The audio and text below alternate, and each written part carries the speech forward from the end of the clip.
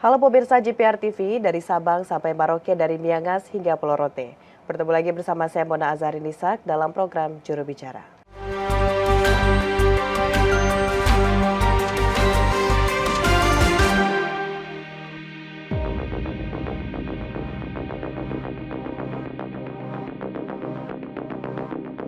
Dewan Perwakilan Rakyat telah resmi mengirimkan draft RUU Kesehatan kepada pemerintah untuk dibahas bersama setelah RUU tersebut disahkan sebagai inisiatif DPR pada sidang paripurna pada bulan Februari lalu. Tantangan terbesar dalam pencapaian pembangunan kesehatan nasional mengalami disrupsi besar-besaran dalam skala global dengan kejadian pandemi COVID-19 yang dimulai pada tahun 2020. Pandemi COVID-19 telah mengguncang seluruh tatanan masyarakat dan memberi beban tambahan dalam peningkatan kualitas kesehatan masyarakat yang berdampak luas sehingga memaksa pemerintah, tidak hanya di Indonesia, namun dunia untuk menyesuaikan dengan kondisi tersebut. Kejadian pandemi membawa kesadaran pentingnya penguatan sistem kesehatan nasional sehingga perlu dilakukan transformasi masif dan menyeluruh di sektor kesehatan. Penyelenggaraan transformasi sistem kesehatan memerlukan landasan regulasi yang kuat dan mendukung, sehingga dapat mengatasi berbagai permasalahan yang menghambat transformasi sistem kesehatan. Hingga saat ini terdapat 13 undang-undang yang mengatur sektor kesehatan. Tak ayal, banyaknya regulasi ini mengakibatkan tumpang tindih peraturan yang memicu banyaknya program yang tak dapat dilaksanakan dengan baik. Pemirsa, RUU Kesehatan saat ini telah disetujui sebagai inisiatif DPR, serta draft dari RUU Kesehatan tersebut sudah diserahkan kepada pemerintah untuk nantinya akan dibahas bersama antara DPR RI dan juga pemerintah. RUU Kesehatan dikatakan sangat penting hadir di Indonesia, salah satunya untuk memperbaiki sistem kesehatan yang ada di Indonesia, baik dalam SDM kesehatan, fasilitas kesehatan, dan juga berbagai layanan kesehatan lainnya. Lalu pemirsa, bagaimanakah RUU Kesehatan tersebut dapat menjadi undang-undang dengan menerapkan prinsip keadilan bagi semua pihak? Kita akan bahas pada dialog juru bicara malam hari ini bersama dengan Dirjen IKP Kementerian Komunikasi dan Informatika Republik Indonesia, Bapak Usman Kansong. Selamat malam Pak Dirjen. Selamat malam, Mona. Baik, Pak Dirjen, kita langsung saja masuk ke pembahasan untuk RUU Kesehatan ini, Pak Dirjen, yang dikatakan transformasi layanan kesehatan nasional. Selain yang tadi sempat saya katakan di awal untuk memperbaiki sistem kesehatan di Indonesia, sebenarnya apa latar belakang dari RUU Kesehatan ini, Pak? Ya, jadi latar belakangnya seperti yang tadi Anda katakan, memang tiada lain adalah untuk meningkatkan pelayanan kesehatan buat masyarakat. Ya. Ya, jadi kita menyaksikan fakta-fakta dan mungkin masyarakat mengalaminya bahwa pelayanan kesehatan perlu ditingkatkan. Ya, masih ada kekurangan di sana-sini. Nah, undang-undang atau RUU ini kemudian kita harapkan bisa mengatur ya supaya terjadi peningkatan pelayanan kesehatan masyarakat. Nah, negara juga ini berdasarkan konstitusi, undang-undang dasar, ya dimandatkan, diwajibkan untuk hadir dalam memberikan pelayanan kesehatan.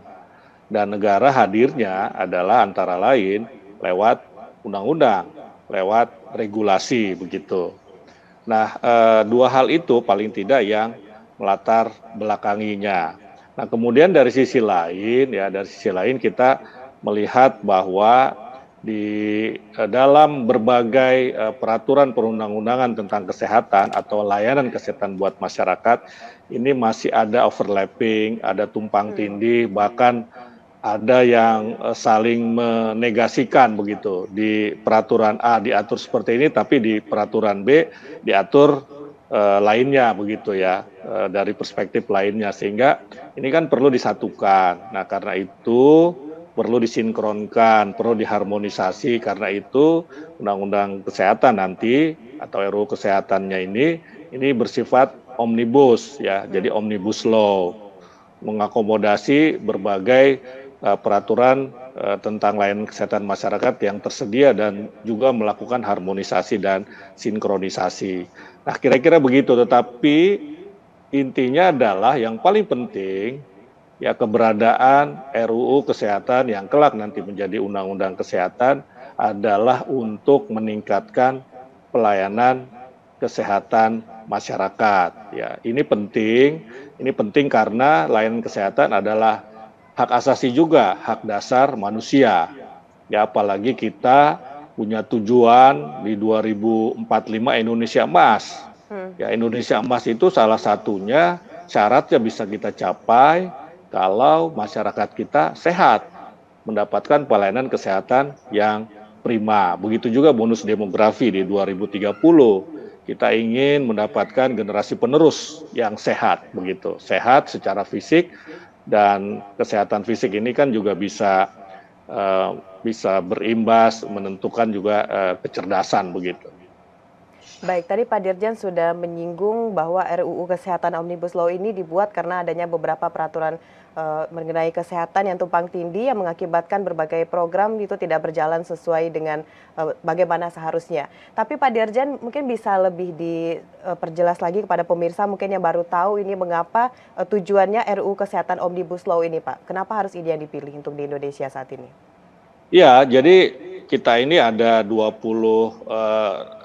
nanti di RUU Kesehatan ini akan memuat 26 upaya kesehatan yang terkait. Ya, baik itu upaya kesehatan perseorangan, upaya kesehatan masyarakat, soal gizi, pelayanan darah, transplantasi organ ataupun jaringan tubuh, kesehatan sekolah bahkan.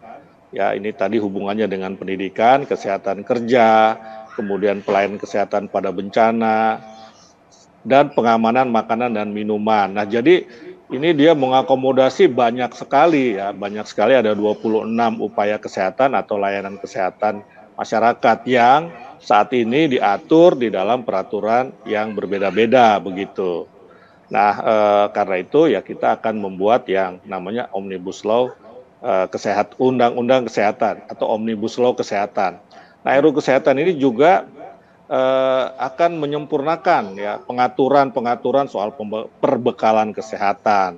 Kemudian juga soal peran pemerintah pusat dan pemerintah daerah ya dalam menjamin ketersediaan, pemerataan dan juga keterjangkauan perbekalan kesehatan terutama obat esensial. Nah, ini kan masih diatur di undang-undang yang berbeda, peraturan yang berbeda, karena itu kita akan sinkronkan begitu, kita satukan menjadi Omnibus Law Kesehatan. Nah, ini RUU Kesehatan ini akan mengacu kepada 6 transformasi kesehatan yang saat ini sudah atau tengah dijalankan oleh pemerintah.